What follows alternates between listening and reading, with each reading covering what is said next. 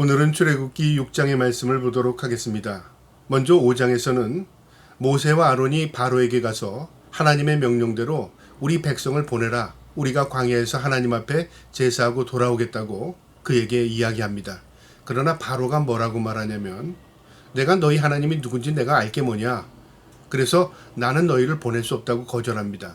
그리고 그 일로 인해서 이스라엘 민족에게 오히려 노동을 가중시키는데요. 이 일로 인해서 이스라엘 민족과 모세와 아론이요 이제 사이가 금이 갑니다. 그리고 백성들은 더 이 고통으로 인해서 모세와 아론을 미워합니다. 그러니까 오히려 더 문제가 심각해진 거죠. 이 모세가 하나님 앞에 이렇게 말합니다. 어찌하여 이 백성이 학대를 당하게 하셨나이까? 어찌하여 나를 보내셨습니까? 하나님 나를 보내셔서 이 일이 더 그르친 거 아닙니까?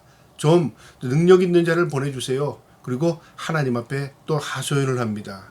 하나님께서 두 번째 또 임재하신 겁니다. 그래서 모세와 아론에게 다시 또 명령하시는데요. 그 내용이 6장의 내용입니다. 오늘도 이 말씀을 통해서 우리가 하나님의 사명, 하나님의 명령을 따라 산다는 것이 얼마나 믿음이 필요한가를 보여주는 내용입니다. 이 6장의 말씀을 통해서 우리가 이 땅에서도 하나님의 말씀을 붙들고 그리고 하나님의 말씀을 실천하며 살아갈 수 있는 저와 여러분 되기를 축복합니다. 6장 1절에 여호와께서 모세에게 이르시되 이제 내가 바로에게 하는 이 말을 내게 보이라.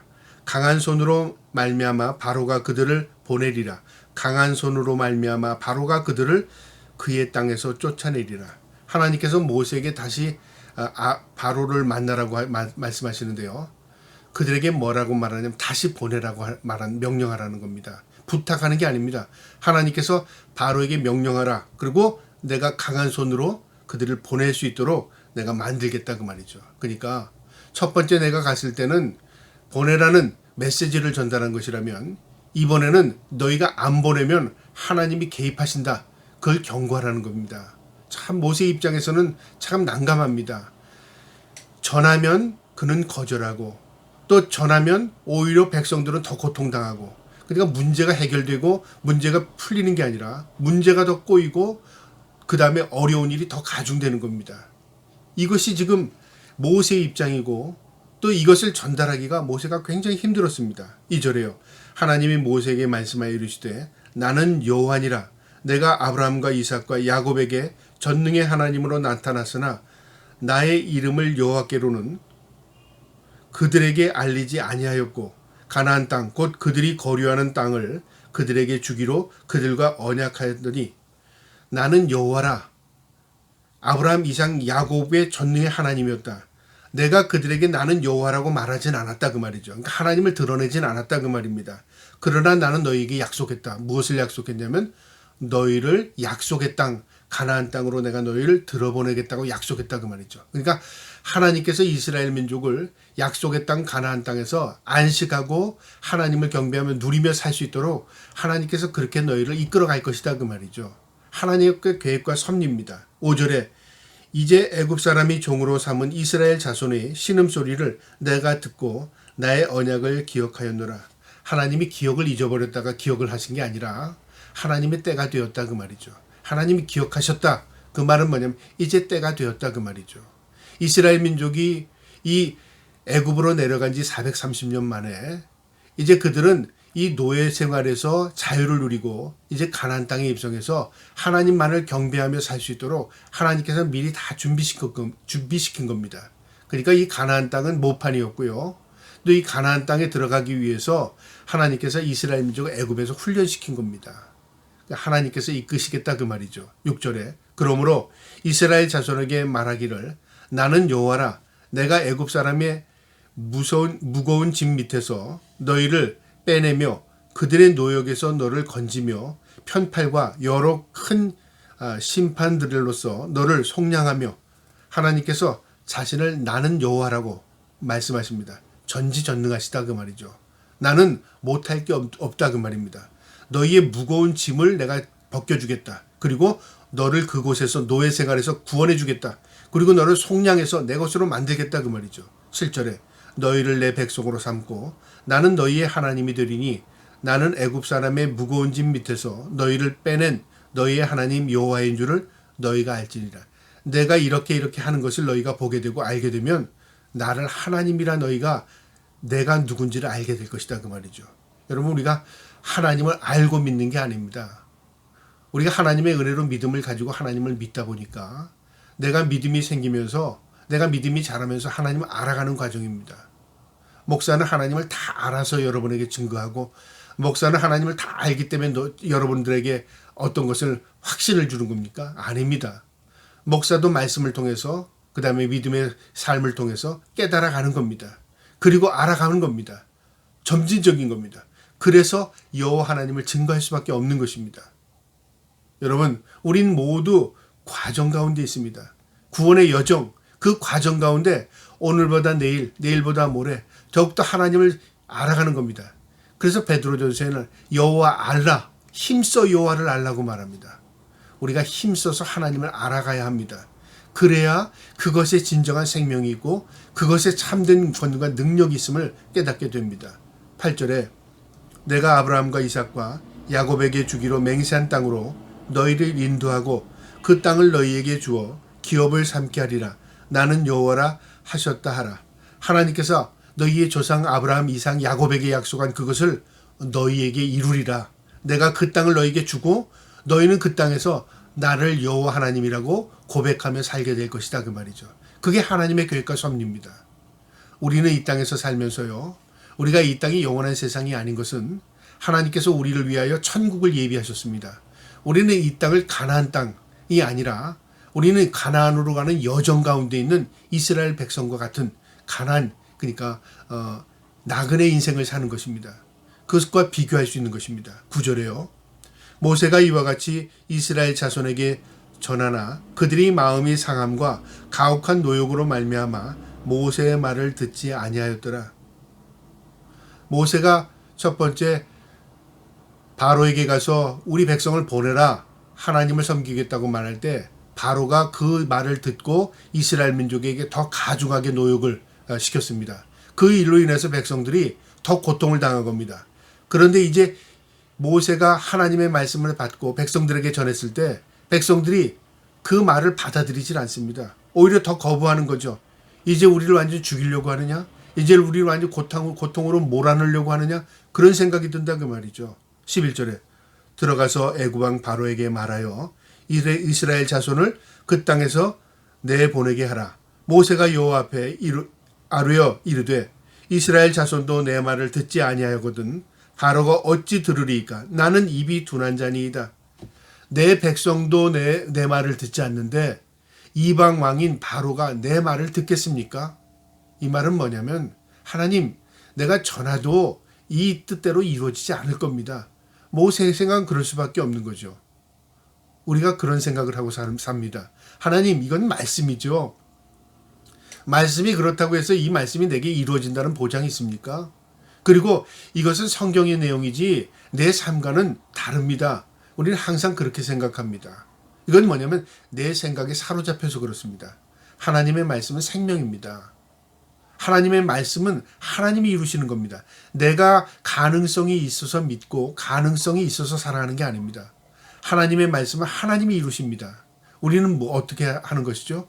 그 말씀대로 살아가는 것입니다. 모세는 전할 뿐입니다. 그러면 그 모세가 전하고 그 모든 일 이후에는 하나님이 이루십니다. 모세 입장에서는 어떻게 하죠? 내 말을 백성도 듣지 않는데 바로가 듣겠습니까? 하나님은 이건 아닌 것 같습니다. 그렇게 얘기한 겁니다. 13절에 여호와께서 모세와 아론에게 말씀하사 그들로 이스라엘 자손과 애굽 왕 바로에게 명령을 전하고 이스라엘 자손을 애굽 땅에서 인도하여 내게 하시리라. 명령을 전하랍니다. 모세와 아론에게요. 그리고 하나님께서 그들을 인도하여 내신답니다. 그러니까 너희는 전할 따름이지 너희가 이끌어내는 거 아니라 그 말이죠. 14절에 그들의 조상을 따라 집이 어른은 이러하니라. 이스라엘의 장자 르벤의 아들 한옥과 발루아 헤브론과 갈미니 그들은 르벤의 족장이요.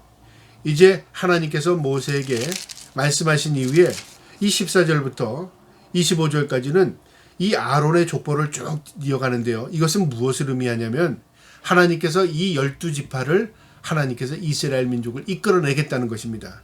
그래서 르벤 아들은 14절에 르벤 아들의 후손들의 이름을 쭉 기록하고요. 그 다음 둘째 아들이었던 시몬의 아들들은 여무엘과 야빈과 쭉 이름을 기록하고 있습니다. 이것은 첫째 아들은 누구? 그러니까 12지파 가운데 첫째 아들 르벤의 아들 족장들, 후손들, 그 다음에 둘째 아들의 후손들 쭉 기록하고 레위가 셋째 아들입니다. 이 레위의 후손이 바로 레위인들, 바로 제사장들, 그 다음에 성전에서 돕는 자들이죠. 그래서 이 16절부터는 레위의 후손들입니다. 그러니까 모세와 아론은 레위의 후손 가운데 하나님께서 택한 백성이다 그 말이죠. 16절에 레위의 아들들의 이름은 그들의 족보대로 이러하니 게르손과 고핫과 무라리요. 레위의 나이는 137세이며 게르손의 아들들은 그들의 가족들로 림나마 시므이요. 이 레위의 자손 가운데 쭉 게르손과 핫과 무라리에는 레위의 후손들로서 이제 게르손 자손, 그 다음에 그 레위의 자손 가운데 첫째 아들이었던 게르손 후손, 그 다음에 둘째 아들이었던 그 고핫의 아들들의 후손들 이름을 쭉 기록합니다. 이것은 왜 이렇게 갑자기 모세와 아론의 이야기가 나오다가 이 족보의 이름이 쭉 기록되냐면 아론이 어떤 혈통이냐, 그리고 모세가 어떤 혈통인가를 지금 보여주는 겁니다. 하나님께서 택하셔서 모세와 아론을 이스라엘 민족 가운데 한 지파를 택하셔서 하나님께서 그들을 통해서 이스라엘 민족을 하나님이 섬기는 백성으로 삼아가시는 겁니다. 20절에요. 아론의 아들은, 여기 아론이 나오죠. 엘르아살은 부디엘의 딸 중에서 아내를 맞이하였고 그는 비나스를 낳았으니 이들은 레위 사람의 조상을 따라 가족의 어른들이라. 그러니까 셋째 아들이었던 레위의 후손이 아론과 모세라 그 말입니다. 26절에 이스라엘 자손은 그들의 군대대로 애굽 땅에서 인도하라 하신 여호와의 명령을 받은 자는 이 아론과 모세요. 하나님께서 이스라엘 민족을 이끌어내라고 명령을 받은 자는 모세와 아론이다 그 말이죠. 너희 민족이라 그 말이죠. 이스라엘 민족 가운데 하나님께서 레위의 후손인 아론과 모세를 택했다 그 말이죠. 그리고 그들을 이스라엘 민족을 애굽에서 이끌어내는데 군대대로라는 말은 지파별로 조직대로 체계를 갖추어서 이스라엘 민족을 광야로 이끌어내는 겁니다.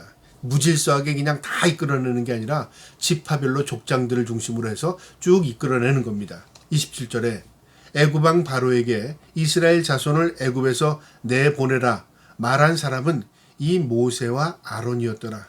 여러분 여기 26절에는 이 레위의 자손 가운데 그 혈통이었던 아론과 모세의 이름을 기록하면서 아론을 먼저 기록했고 모세를 그 뒤에 기록했습니다.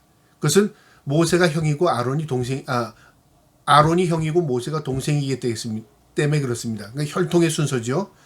그런데 27절에는 이끌어내라고 하나님 말씀하시면서 이름을 모세와 아론이었더라. 이제 모세를 앞세웁니다. 이건 무엇을 의미하냐면요.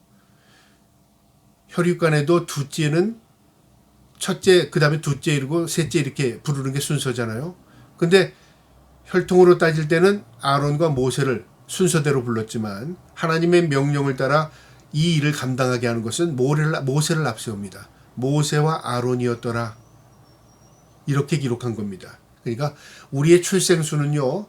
하나님께서 우리에게 출생순으로 통해서 이 땅에 나오게 하지만 그 사명을 주시는 것은 또 다르다 그 말이죠. 그러니까 하나님께서 모세에게 이스라엘 민족을 이끄는 사명을 주었고 아론에게 그를 돕는 자로 하나님 세운 것이다 그 말입니다. 28절에 여호와께서 애굽 땅에서 모세에게 말씀하시던 날에 여호와께서 모세에게 말씀하여 이르시되 나는 여호와라 내가 내게 이르시는 말을 너는 애굽 왕 바로에게 다 말하라. 하나님께서 모세에게 아론에게 내가 너에게 전하는 말을 하나도 빠짐없이 다 전하라 그 말이죠. 너희가 무엇을 가감하지 말고 첨가하지 말라 그 말이죠. 내 말을 그대로 전하라 그 말이에요. 그건 명령입니다. 우리가 하나님의 말씀을 명령으로 받아들이는 것이지 네가 받을 것은 받고 거절할 것은 거절하라 그 말이 아닙니다. 내가 이해되는 것은 내가 그 말씀대로 살고 이해되지 않는 것은 그냥 버려라 그 말이 아닙니다. 성경은 우리가 깨달아야 합니다. 이해하면 좋죠. 그러나 우리가 이해되기 전에 말씀이 생명이기 때문에 말씀대로 살아가다 보면요. 나중에 깨닫고 이해될 때가 있습니다. 그러니까 하나님의 말씀을 따르는 것이 중요한 것이지 하나님의 말씀을 이해하는 게 먼저가 아니라 그 말이죠. 마지막 29절에요. 여호와께서 모세에게 말씀하여 이르시되 나는 여호와라. 내가 내게 이르는 바를 너는 애굽 왕 바로에게 다 말하라. 모세가 여호와 앞에서 이르되 나는 입이 둔한 자이오니 바로가 어찌 나의 말을 들으리이까. 하나님, 나는 처음부터 말씀했지 않았습니까? 나는 둔한 자라고, 나는 말도 잘 못하는 자니까 다른 사람 손에 세워달라고 제가 몇 번 하나님께 말씀하지 않았습니까? 그런데 하나님 또 저에게 말씀합니까? 모세 입장이 그겁니다. 나는 입술이 둔한 자고, 나는 말주변도 없고, 나는 사람에게 가서 그런 말할 재주도 없는 사람인데 하나님 자꾸만 저에게 그렇게 말씀하시니까 제가 너무 힘듭니다. 그 말이죠. 그런데 하나님은요, 그 사람의 재주 능력을 보는 게 아닙니다. 무엇을 봅니까? 순종하는 자, 하나님을 따르는 자, 하나님의 뜻대로 그 일을 행할 수 있는 자를 하나님이 선택하신 겁니다. 능력이 있어서가 아니라 그 말이죠. 어떤 자를 택하신다고요? 하나님 앞에 순종할 수 있는 자, 하나님을 따를 수 있는 자, 하나님이 믿고 그에게 맡긴 겁니다. 그러니까 모세의 능력을 보신 게 아니라 모세를 하나님 믿어주신 겁니다. 그리고 하나님께서 모세에게 사명을 준 겁니다.